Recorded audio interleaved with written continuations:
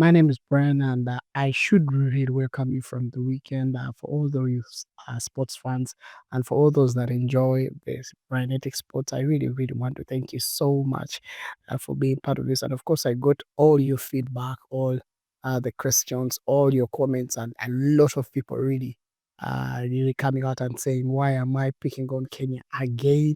But of course, like I told you, Kenya makes the headline. So if anything happens in the region, there are a lot of things that we can talk about. But today I'm here to discuss on a positive a few things that I've noticed, especially in this whole tournament, the Chan Tournament 2024. Some of the things that I think I'm appreciating looking at the host nations and a few things that are not happening right in Uganda and a few things, of course, that I'll be discussing. I don't know why there's a information gap between us and Tanzania, but we are seeing good stuff coming in from there. So that is what we have for you here on Brinetic Sports.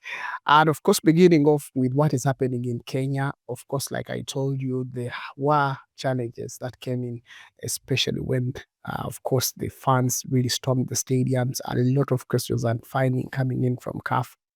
But of course, this is now being worked on, and that is the reason why I'm here to discuss a few things with you. In Uganda, here, we've seen a few things that have not been going right.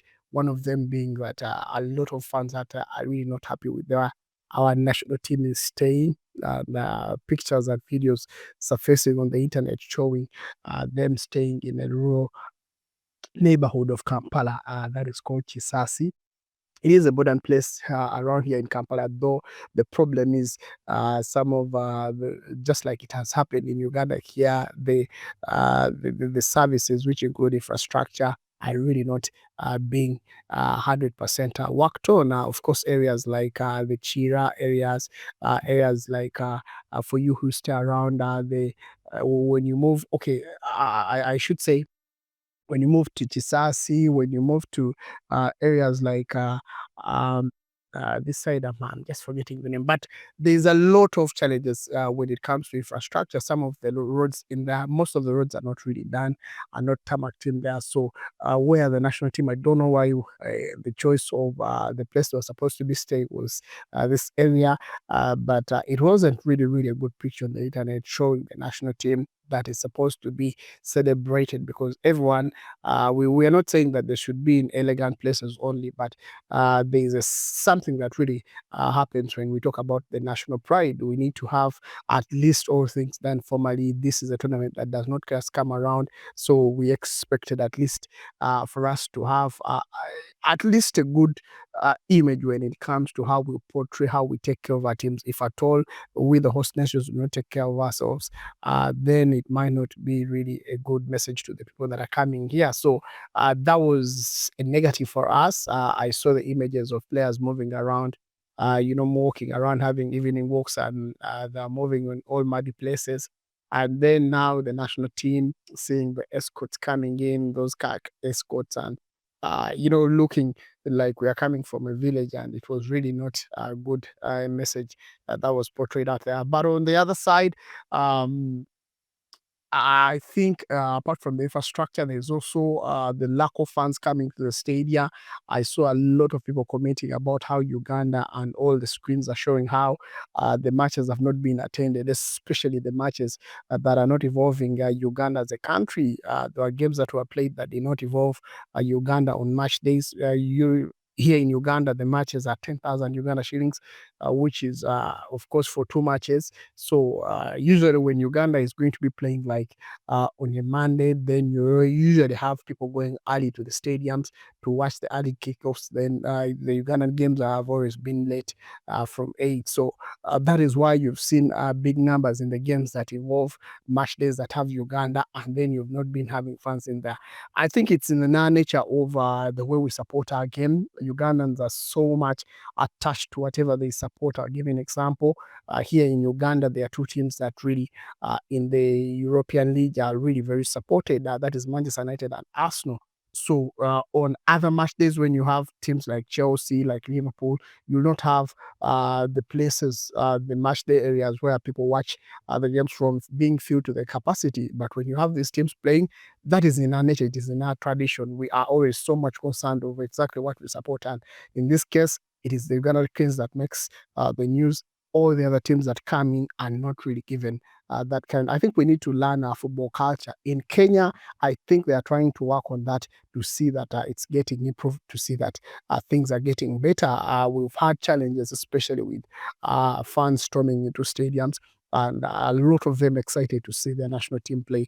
And that really, really has caused negative effects. But they have positively seen that this is supposed to be worked on. Even in Tanzania, I saw it in the opening ceremony. We saw match day, centers where games are shown outside, concerts outside the stadiums and all that stuff. And it is something that we are learning day by day. In modern countries like the England of this world, the USA, Italy, and all the other teams like from Spain, we have usually match day centers whereby people organize different watch areas, where you have big screens, where you have fans coming, festivals like that, all in bid to really promote the game and see that the fans get a little bit excited. In Kenya, it is one of the things that has been worked on, and to me, it is one of the positives that will grow their game day by day and also bring the fans back in there. And I got to know that there are over, of course, so many operation centers. I'm just going to give you a list of them that are really equipped with giant screens that have corable paving, that have, of course, decorative elements that is also inclusive, having DJs and music and all that stuff to really bring the fans in that kind of mood to really support the game. And you all know that um, when the national team, the Harambee Stars are playing, then it's excitement all over.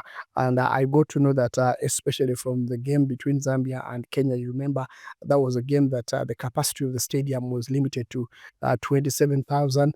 So we've had in Nairobi a lot of these watch centers. There's also one in Uhuru Park, that is in the central district of that is Nairobi, whereby you have a government organized fan zones. Some of them are privately owned, but some of them are government owned. That one in Uhuru is that is a government organized live DJs, and security being given to them, and of course, everyone enjoys the game free of charge. So that brings the fans together. Those that cannot access the stadiums, especially Nairobi, they can really go into these match centers and enjoy that festive atmosphere. There's one in Jacaranda grounds, Kayole, and it's a community focused fan zone that is east in Nairobi. It is set up to cater for local residents, and it features also big screens, and also that is it has a secure environment ideal for family-friendly watch parties. So these watch parties are really so much important. There's one in Dandora, that is a stadium, another fan zone in Nairobi, and of course, it's also supposed to cater for the fans. There's another one, Lakesana in Ngomongo, behind the MISC Kasarani Stadium. That is in there. That is another fan zone that is close to Kasarani Stadium. And of course, you remember, like I told you, the tickets were sliced from 48,000 due to that is a CAF sanctions to 27,000. That is where the fans really could have an access to the stadium. There's one in Kibera, DC grounds, and of course, it's also that is you remember that Kibera is one of the biggest settlements that is for a lot of people, especially the informal people in Nairobi. So it is giving free access to these matches as well, and bringing the fans all together. There's a fan zone in Utalii Steamer Club.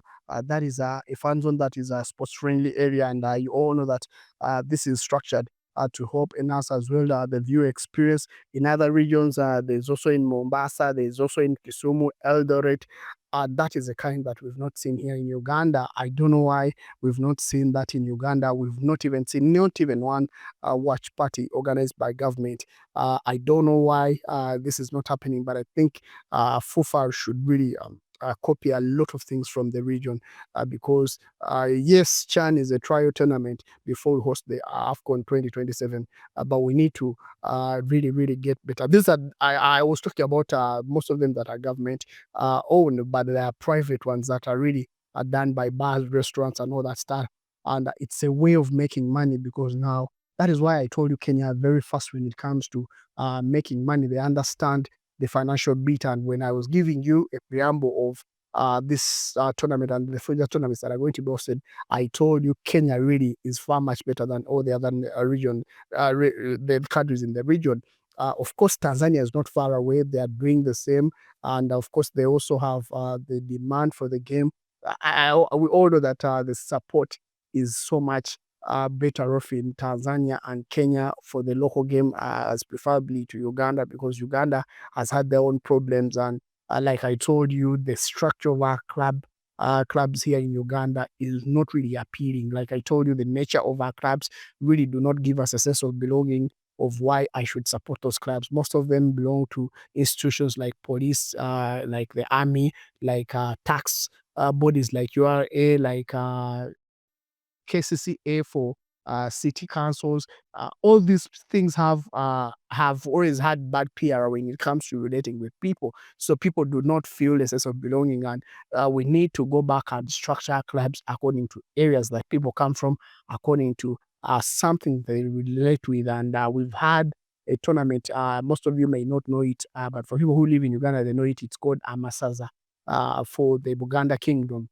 These are regions that are split, have been divided according to the traditional, grounds, and people really support those regions because or chiefdoms, I can call them, because they belong there, they've grown up there, and they're all inclusive. It's not because you are someone from a different tribe and you're not in Uganda that you cannot be included. People from those regions, even if they are not Uganda, are allowed to play the game, and they've had turnouts for different games, and you can see images of where really fans come from, and they really support these games in big numbers, and that can really be copied from there to come back to our local regions. So that is where Kenya is really far ahead. They are really organizing these watch parties. That is where Tanzania is also ahead. They're also organizing this. And government is really putting their hand in there to provide these free centers because when you decide to say you're going to be putting in, because Kenya saw it that they are paying a lot of money in fines, yet they can kind of like cool down the pressure by having different watch areas around the stadium, around the region where the stadium is, and they can avoid this because you're paying the money and the bad reputation is really being forwarded out there to CAF. So that is how the problem is being solved, and it's getting better. And I really think it's going to grow our game. So today I am really, really a little bit more disappointed with what Uganda is not doing because we are not copying people from Kenya. We are not commercializing our ideas because I'm seeing a lot of private watch parties that can make money. If you're a fan out there, if you own a restaurant, if you own a bar, these watch parties are done elsewhere. You can even see when you're seeing broadcasts, for example, from NBC, that is an American broadcast company for the Premier League. You even have watch parties in the US for Premier League games that are supposed to be far away from even where the games are going to be played. So I really need us to really go back to that idea and copy that, and really that will really give us that kind of mileage. First of all, it's inclusiveness because people feel included in the plans, especially for the government, to really support such tournaments. And then on the other side, it also brings the football culture down to the grassroots because now people understand when there is a match day, when there's a weekend, when people are supposed to be supporting the game, everyone should find a place where they can sit and enjoy. They start even choosing who to support on a daily basis because that is a program that is all planned. And if we don't pick on that, then I think we shall be left backward. But all in all, it is happening. All our countries, especially the countries from East Africa, are leading their groups. So we expect an extension, and we are seeing the government coming in and giving rewards like houses, like cash as well. I know that to all the other teams. We've saw it in Kenya, we've seen it in Tanzania, we're seeing it in Uganda, and we believe that this tournament will really give a good image to the region and will also kind of like excite us a little bit more as we prepare for the bigger one that is the AFCON 2027. So that is what we can have for you today. Thank you so much as we grow the game, as we get people involved, as we anticipate a beautiful 2027 African Cup of Nations. My name is Brian. Stay safe, enjoy your day. Bye bye.